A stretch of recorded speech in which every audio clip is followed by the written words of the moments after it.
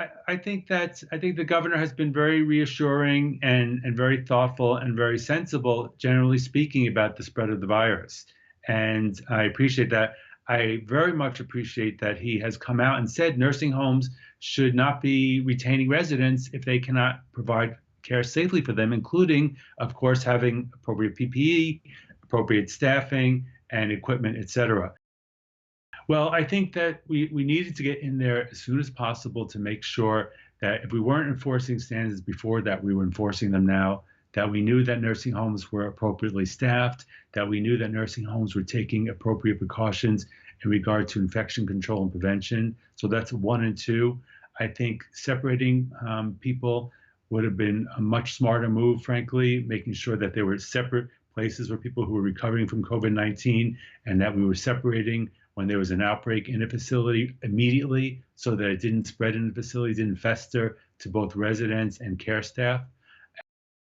Unfortunately, there's a lot of blame to go around, frankly. I think that nursing homes around the country, it's a national issue, but particularly in New York, there's some indicators showing that here in New York, our nursing homes tend to be more understaffed than other areas of the country.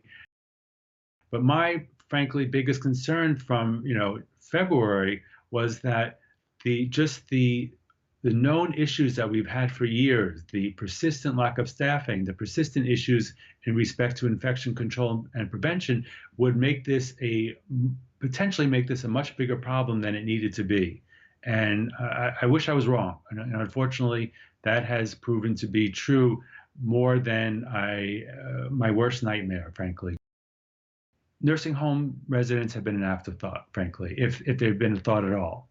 And that's what I find really troubling is that I don't really understand the disconnect that they're just, this was obviously, again, a very vulnerable population, the most vulnerable population to COVID-19.